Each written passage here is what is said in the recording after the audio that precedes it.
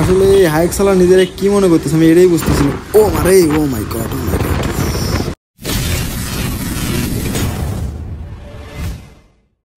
এই দেখুন এখন আমার স্পিড কিন্তু 100+।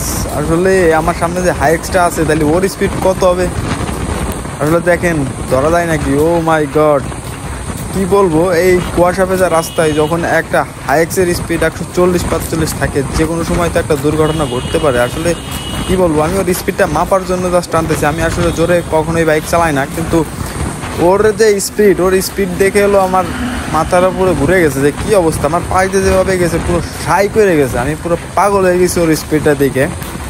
এই দেখেন, এই আমার স্পিড এখনো 106 আছে, তাহলে ওর স্পিড কত দেখেন। আমি জানি না কতটুকু দেখা যাচ্ছে ক্যামেরায়। ওই দেখেন সামনে ওর সামান্য একটু পাছা দেখা যাইতেছে। আসলে কি বলবো, ও রে ভাই, ও কি করতেছে? ও তো যে কোনো সময় দুর্ঘটনা ঘটাই দিতে পারে। আসলে যায়নি যে আমার তো ভয়, হাত পা কাঁপতেছে এই শীতের মধ্যে, যার কারণে স্পিড ওঠানো পসিবল না।